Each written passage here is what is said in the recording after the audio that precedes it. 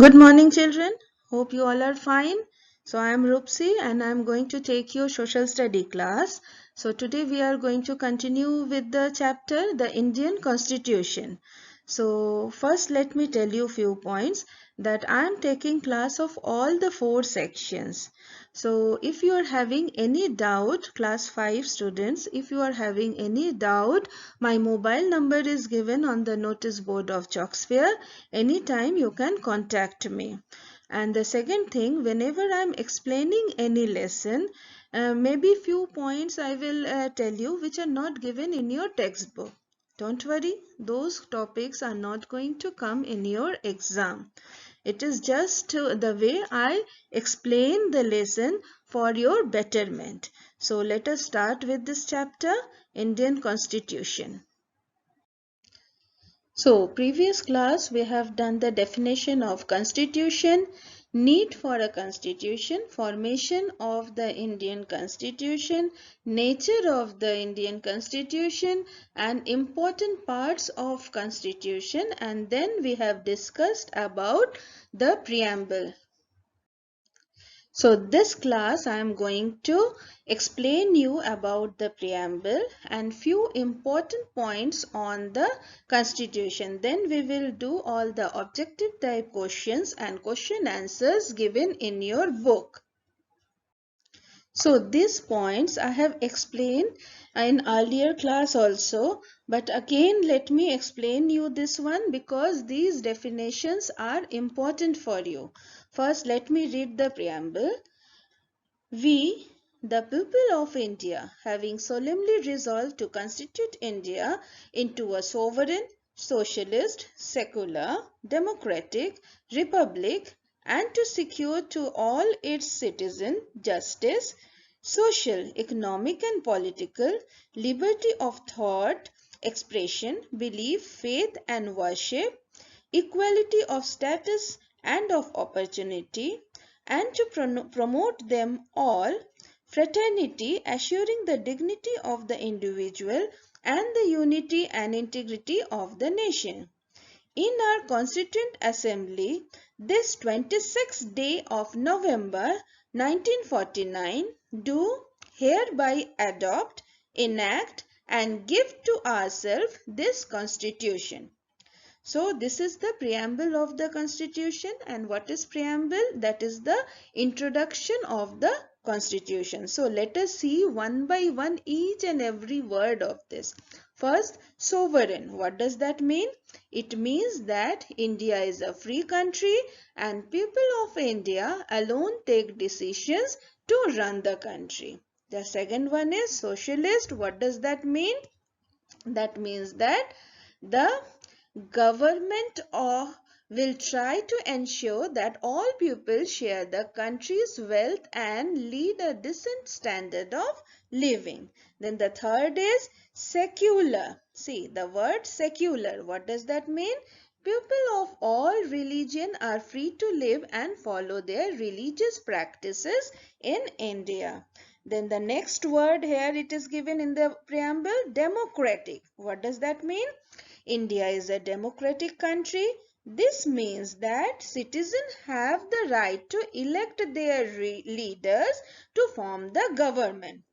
As it is said by Abraham Lincoln, who was the 16th president of USA, he told about democracy that of the people, for the people and by the people, and India followed this type of democracy. Now what is republic? It means that the head of the state is not a hereditary position. That means he or she is not a king or queen. The head of the state is always elected by the people for a fixed period. So before explaining the next line, first you see the first line of this preamble. We the people of India having solemnly resolved to constitute India, and then see the last line. Hereby adopt, enact and give to ourselves this constitution. So what does that mean? It means that it was the people through their elected representatives in the Constituent Assembly who decided on the type of government that they wanted, and the constitution created came into operation with the approval of the people. It means that the people of India have given this constitution to themselves. So next line is justice, social, economic and political. So what does that mean? The constitution, see, justice, social, economic and political. It means that the constitution aims to provide social, political and economic justice for all and does not allow any kind of exploitation. So then come to the next line. Liberty of thought, expression, belief, faith and worship. So the people of the country are given the freedom to adopt any religion that they want to follow. They are at liberty to express their thought freely. The state or the government does not impose any restrictions on these rights. So the next is equality. See here. Equality.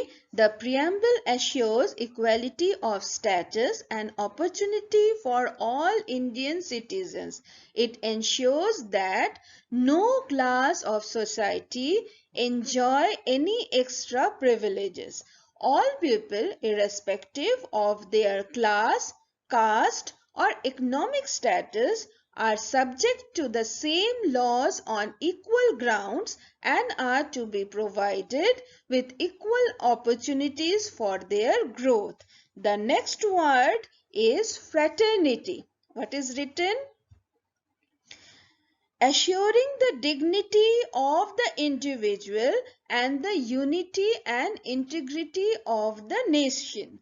That means, what is the meaning of fraternity? It means a feeling of oneness and togetherness. So the preamble aims to promote fraternity as Indian society is heterogeneous. What does that mean?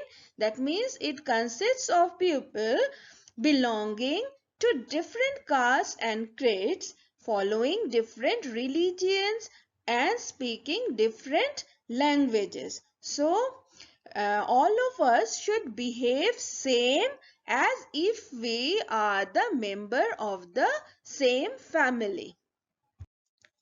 So few important facts of the constitution are: the preamble of our constitution was inspired by the constitution of the USA, which also starts with "we the people." So the constitution drew inspiration from the constitution of the USA, Britain, Canada, France, Ireland, USSR, Japan, Australia and Germany also. And Dr. B.R. Ambedkar, he is also known as the father of Indian Constitution. So let us take example of a tree. So what is the function of the root?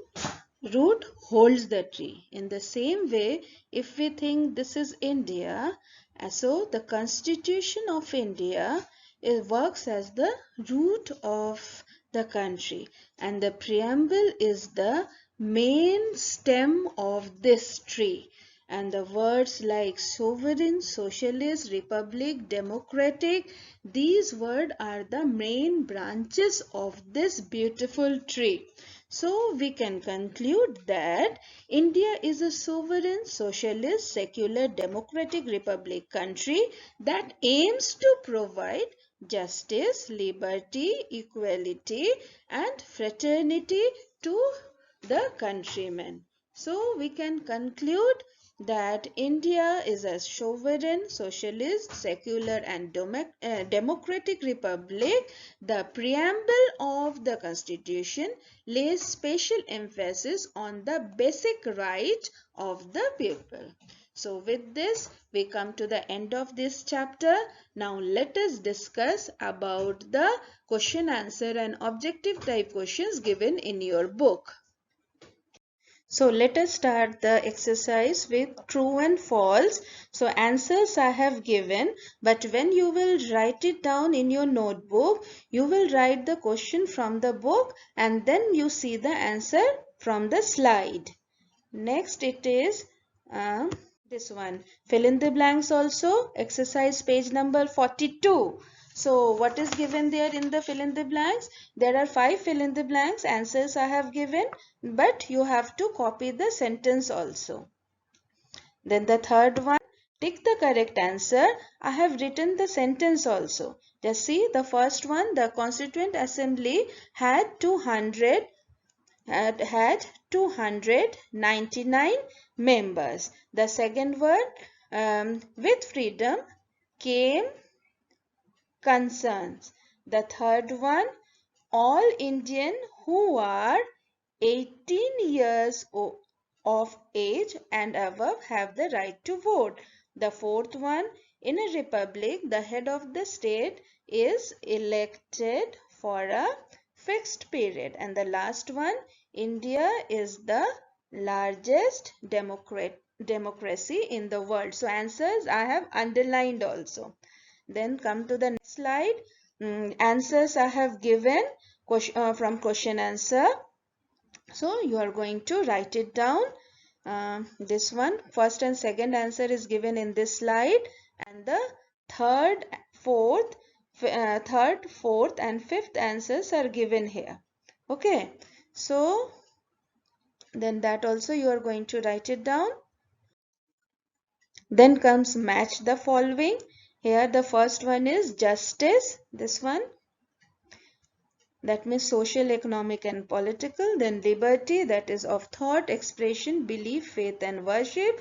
Third, equality of status and opportunity. And the fourth one, fraternity, assuring the dignity of the individual and the unity and integrity of the nation.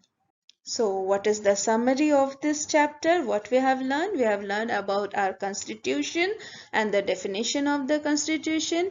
We have done detailed study of the preamble, then some important points on the constitution, and last you have seen the exercises given in the slides. With that, we end up this video. Thank you. Have a nice day.